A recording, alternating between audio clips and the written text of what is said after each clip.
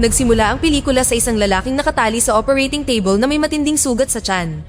Ilang sandali pa, pumasok ang surgeon at nakakagulat na nagsimulang gumawa ng karagdagang pinsala sa pamamagitan ng paghiwa sa kanya at pagbuhos ng asin sa nakalantad na sugat.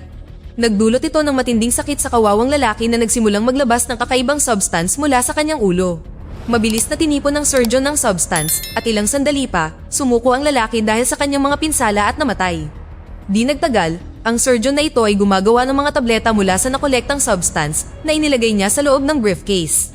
Ang eksena ay napunta sa isang grupo ng mga magkakaibigan na nagbabakasyon, kabilang ang magkasintahan na nagngangalang Taylor at Nick at isa pang magkasintahan, sina Kai at Tony. Nagkakamping sila sa kakahuyan at ngayon ay oras na para umalis, ngunit ayaw pa ring umalis ng mga babae, kaya nagpasya silang magpahinga hanggang sa lumubog ang araw. Lumilitaw din na buntis si Taylor, ngunit hindi pa niya sinasabi sa kanyang kasintahan at naghihintay ng tamang oras. Kinagabihan, nagsimulang lumubog ang araw, kaya umalis na ang grupo, kung saan palihim na iniabot ni Kai ang ilang tableta kay Taylor. Matapos ang ilang oras na pagmamaneho, napagtanto ng grupo na naubusan na sila ng gasolina at nagpasyang huminto sa gasolinahan. Habang abala si Nick sa pagpuno ng tangke, isang kaakit-akit na babaeng nagngangalang Dayan ang lumapit sa kanya at nagtanong kung maaari ba siyang makisakay papunta sa kanyang sasakyan na nakapark sa malayo matapos maubusan ng gasolina. Si Nick, na tila nabighani sa kanya, ay pumayag ng walang pag-aalinlangan.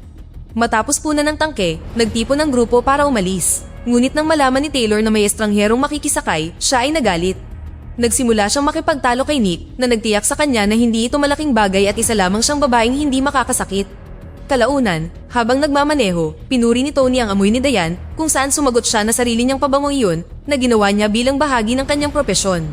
Hindi nagtagal, sa wakas ay narating nila ang sasakyan ni Dayan, kaya nagpasalamat siya sa kanila at hiniling na maghintay sandali dahil gusto niyang ibigay ang sample ng pabango sa mga babae. Sinabi ng mga babae na ayaw nila, ngunit patuloy na nagpumilit si Dayan at tumungo sa kanyang sasakyan. Gayunpaman, sa isang nakakagulat na pangyayari, bumalik siya na nakasuot ng maskara at nagsimulang mag-spray ng gas gamit ang isang device na nagpatulog sa lahat sa loob ng ilang segundo. Ang eksena ay nagpatuloy sa ilang oras na nakalipas, kung saan nagising ang apat na magkakaibigan sa isang kakaibang bahay at sila ay nakatali. Ngunit agad nilang napagtanto na hindi sila nag-iisa at napansin ng isa pang grupo ng mga tao na kinabibilangan nina Julian, Sam, Greg at dalawang babae na nagngangalang Lisa at Tara. Ang grupong ito ay kasalukuyang nagpapanik at nag-uusap kung dapat ba nilang gawin ang tungkulin o hindi, nang bigla na lang, gumamit si Greg ng pliers upang punitin ang kuko ni Kai. Ikinagalit ito ni Tony, kaya mabilis siyang kumawala at nagsimulang makipag-away kay Greg dahil sa pananakit sa kanyang kasintahan. Ang iba pang mga lalaki ay nagsimula ring mag-away hanggang sa kumalma silang lahat upang magkaroon ng maayos na pag-uusap. Nalilito si Nick at ang kanyang mga kaibigan sa kung ano ang nangyayari, kaya dinala sila ng kabilang grupo sa silid kung saan may nakabukas na projector.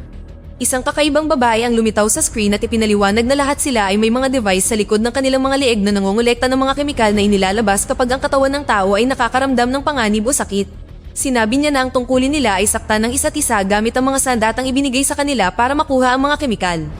Mayroon silang 22 oras para punuin ang mga device ng nakolektang substance, kung hindi ay mag-i-inject ang device ng lason sa kanilang mga utak.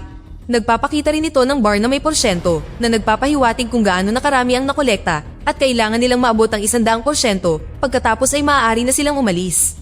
Nang makita ito, lahat ay natakot at nalaman natin na lahat ng tao sa pangalawang grupo ay nakulong din dito at ang ilan sa kanila ay hindi man lang magkakilala. Pinag-iisipan ngayon ng grupo kung ano ang gagawin at sinubukan nilang makahanap ng paraan palabas sa lugar na ito, ngunit ito ay ganap na nakakandado mula sa lahat ng direksyon. Sinabi ni Julian na hindi niya maaaring saktan ng sinuman o dumaan sa pagpapahirap, kaya tumingin siya sa camera at nagmakaawa na palayain.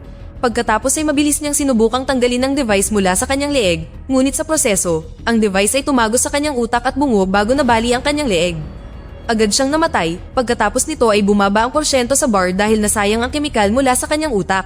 Ang tanawing ito ay nag-iwan sa lahat ng takot, kaya wala silang ibang magawa kundi ang sumunod sa mga utos at magdesisyong pahirapan ng isa't isa.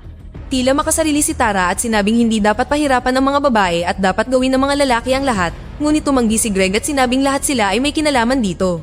Sunod, bumoto ang lahat para mauna si Greg, kaya atubiling sumang-ayon ng lalaki, pagkatapos ay itinali siya ng grupo sa isang upuan para pahirapan. Sinimulan ng lahat na brutal siyang bugbugin at tinanggal pa ang mga kuko nito habang pinapalo siya ng mga patpat sa pinakamasamang paraan. Ngunit hindi pa rin gaanong tumataas ang porsyento dahil gusto ito ni Greg, kaya nagpa siya si Tara na manguna at naging labis na agresibo. Galit niyang sinuntok at sinipa ang lalaki hanggang sa maiwang duguan ng husto ang lalaki. Sinubukan siyang pigilan ng iba, ngunit sinabi ni Tara na naaalala niya siya mula sa isang advertisement at malakas ang kutob na bahagi siya ng planong ito. Pagkatapos ay marahas niyang binali ang binti nito sa gilid ng mesa at sinaksak ang tuhod nito gamit ang screwdriver na ikinatakot ng lahat. Hindi pa rin siya nagpakita ng awa at sinubukan pa siyang pahirapan, ngunit sa wakas ay pinigilan siya ng iba. Pagkatapos nito, pinagalitan ng lahat si Tara sa hindi pag-iingat dahil muntik na niyang mapatay si Greg na ngayon ay nasa kritikal na kondisyon. Napagpasyahan nilang hindi na nila maaaring ipagsapalaran ng mas malalang pinsala sa binti dahil mangangahulugan ito ng pangangailangang magbuhat ng mas maraming tao palabas. Kaya nagpasya silang gumawa ng ilang mga patakaran at sinabing walang sino man ang kailangang lumampas sa 6% sa isang pagkakataon. Dahil labis na ang sakit na nararamdaman ni Greg, nagpasya silang pumili ng susunod na kalahok, ngunit lahat ay tumangging mauna. Kaya upang malutas ang issue, binasag nila ang plato mula sa kusina, pagkatapos ay isinulat nila ang mga numero sa bawat piraso gamit ang dugo. Lahat ay pumulot ng piraso ng plato at ang number 1 ay napunta kay Sam na siyang susunod na papahirapan. Gayunpaman, tila hindi siya masyadong nag-aalala at buong tapang niyang inalis ang kanyang damit na nagpakita ng maraming peklat at sugat sa kanyang katawan.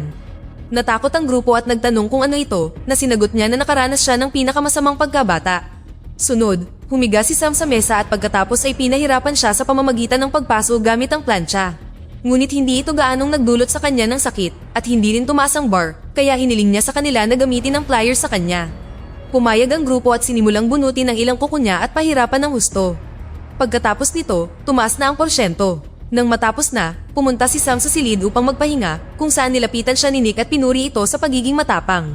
Nagsimulang mag-usap ang dalawa na naputol ng ipatawag ng grupo si Nick dahil siya na ang susunod. Samantala, sa kusina, nakitang umiiyak si Taylor dahil ayaw niyang masaktan ang kanyang kasintahan. Inalo siya ni Lisa kung saan nagtapat si Taylor sa kanya, sinabing buntis siya, ngunit hindi pa alam ng kanyang kasintahan. Nagulat si Lisa at hiniling sa kanya na huwag mag-alala dahil makakaisip sila ng paraan para matulungan siya. Ilang sandali pa, naalala ni Taylor na binigyan siya ni Kai ng ilang tableta kanina at ito pala ay morphine na ininom niya mula sa kanyang bota. Kasabay nito, si Nick ay nakatali na ngayon sa kama at malapit na siyang pahirapan ng grupo. Mabilis na yumuko si Taylor upang halikan siya kung saan isinubo niya ang morphine sa bibig nito nang walang nakakapansin.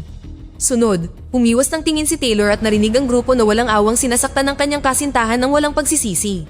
Gayunpaman, hindi gaanong nararamdaman ni Nick dahil sa morphine at hindi gaanong tumaas ang bar sa pagkakataong ito na ipinagtaka ng grupo.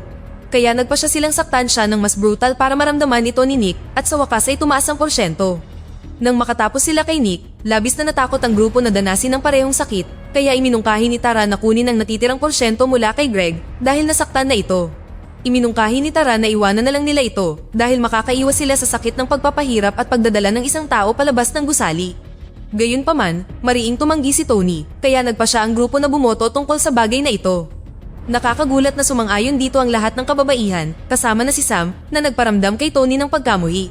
Walang malay si Nick at hindi makaboto, kaya bumoto si Taylor ng oo para sa kanya. Sunod, si Lisa naman ang pahihirapan, ngunit tumanggi siyang tiisin ng sakit at tumakbo palayo. Nagtago siya sa ibang silid, ngunit kalaunan ay natagpuan ni Sam at Tara. Sa pilitan siyang kinaladkad ng dalawa palabas ng silid at nagpakawala ng malupit na pagpapahirap sa kanya na nagpataas ng porsyento. Samantala, nanatili si Taylor kasama ang kanyang kasintahan na ngayon ay unti-unting nagising. Humingi siya ng tawad dito sa pagbibigay sa kanya ng morphine dahil inakala niyang makakatulong ito sa kanya, ngunit mali siya. Sinabi ni Nick na narinig niya ang kanilang pag-uusap kanina at hindi kaya ng kanyang moral na konsensya na patayin si Greg para iligtas sila. Tinawag niya silang lahat na makasarili, ngunit isiniwalat ni Taylor na siya ay buntis, kaya naman sinusubukan niyang iwasang pahirapan. Nagulat si Nick nang marinig ito at nakita natin na pinakikinggan sila ni Tara. Hindi nag-aksaya ng oras, agad na lumapit si Tara sa grupo at sinabi sa kanila ang tungkol sa pagbubuntis ni Taylor at ang katotohanan na binigyan niya ang kanyang kasintahan ng morphine. Sa puntong ito, si Greg, na nagising, ay nagulat nang mapagtanto na may gamot si Taylor at hindi niya ito ibinigay sa kanya habang siya ay nasasaktan. Humingi ng tawad si Taylor, sinabing hindi niya naalala noon at sinubukang bigyan siya ng gamot, ngunit pinigilan siya ni Tara na ayaw gumaling si Greg at nagpaplanong iwan siya.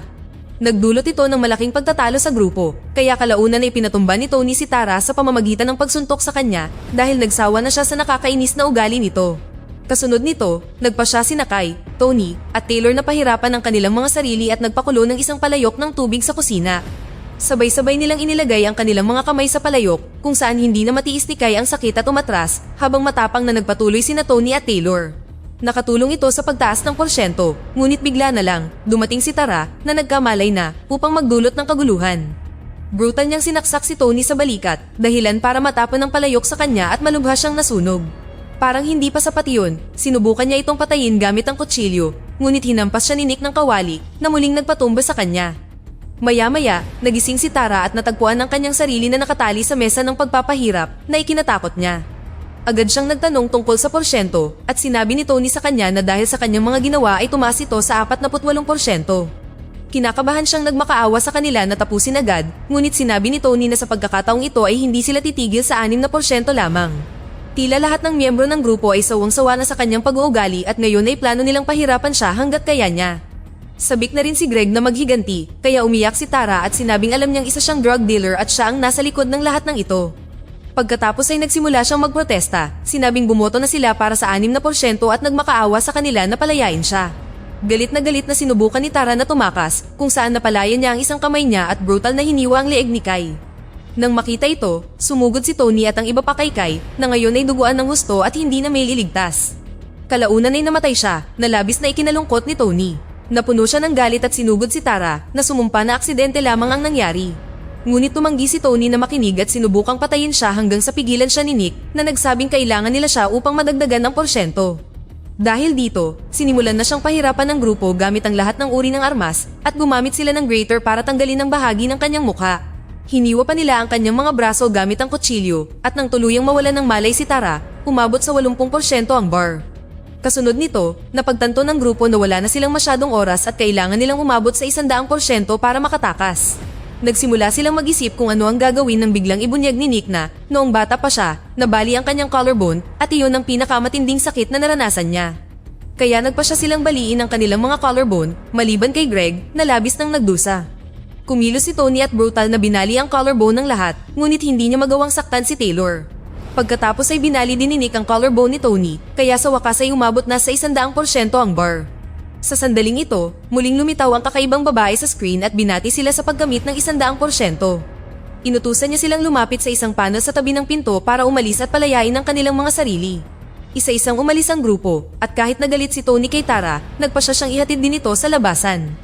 Sa wakas ay bumukas ang pinto, at naalala ni Taylor na nasa loob pa rin si Greg, kaya hiniling niya sa iba na mauna habang hinahanap niya ito. Pumayag si Nick at sa wakas ay nakarating siya sa labas, ngunit laking gulat niya nang makita si Tara na patay na sa sahig na may saksak sa dibdib, kasama ang katawan ni Lisa sa tabi ng pinto. Sa isang nakakagulat na pangyayari, si Sam pala ang utak sa likod ng lahat ng ito at nagmakaawa kay Nick na patayin siya. Kasabay nito, sinusubukan ni Taylor na kalagkarin si Greg na malubhang nasugatan, ngunit nagpumiglas siya at umupo upang magpahinga. Sa puntong ito, sa wakas ay isiniwalat ni Greg na isa nga siyang drug dealer at narinig niya ang tungkol sa chismis tungkol sa kakaibang eksperimentong ito, ngunit inakala niyang hindi ito totoo. Ikinagulat ito ni Taylor na inakusahan siyang bahagi ng lahat ng ito, ngunit sinabi ni Greg na isa lamang siyang tindero at walang ideya tungkol dito bago sumuko sa kanyang mga pinsala. Pinaandar ni Sam ang isang device na papatay sa lahat, ngunit sinabi niyang ang lason ay magkakabisa sa loob ng 10 minuto. Pagkatapos ay ibinahagi niya kay Nick na maraming beses na niya itong nagawa noon at ang grupong ito ang kanyang ikalimang batch na siyang dahilan ng mga pinsala sa kanyang katawan. Sa galit, inatake ni Nick si Sam gamit ang screwdriver at nagawa niya itong patayin. Pagkatapos ay kumuha siya ng ilang gamot na natagpuan niya sa silid upang i-neutralize ang lason at gumamit ng isa pang device upang tanggalin ang gadget mula sa kanyang leeg. Lumapit si Nick kay Tony at sinubukang bigyan siya ng gamot, ngunit ang lalaki ay pumanaw na labis niyang ikinalungkot. Pagkatapos ay nagsimula siyang sumigaw para kay Taylor, ngunit nakita natin na siya ay masyadong mahina para makatakas at nasa bingit ng kamatayan. Nang mapagtanto na wala siyang magagawa para sa kanya, gumamit si Nick ng mga wire cutter upang buksan ang pinto palabas at makatakas. Ang eksena ay nagpatuloy sa ilang sandali pa, kung saan nakita natin na gumaling na ang mga pinsala ni Nick at bumalik na siya sa kanyang normal na buhay. Nakita natin siyang nag-o-order sa restaurant nang bigla niyang mapansin si Diane sa labas na naghahanap ng susunod nitong biktima. Kinagabihan, inihatid si Diane sa kanyang sasakyan ng isang lalaki at sinabihan niya itong maghintay habang nagdadala siya ng mga sample ng pabango para sa asawa nito. Gayunpaman, tinanggihan ng lalaki ang kanyang alok at nagmaneho palayo na nag-iwan kay Diane na bigo. Pagkatapos ay bumalik siya sa kanyang sasakyan, ngunit nakakagulat na nilapitan siya ni Nick na brutal na inihampas ang kanyang ulo sa sasakyan. Dahil sa matinding pagnanais na maghiganti, isinakay niya siya sa kanyang sasakyan at nagmaneho palayo habang nagtatapos ang pelikula. Dito na nagtatapos ang ating kwento. Sana ay nagustuhan nyo. Mag-subscribe na kung hindi ka pa nakasubscribe, pindutin na rin ang notification bell at like button upang matulungan ang channel at mag-iwan na rin ng komento. Maraming salamat sa panonood.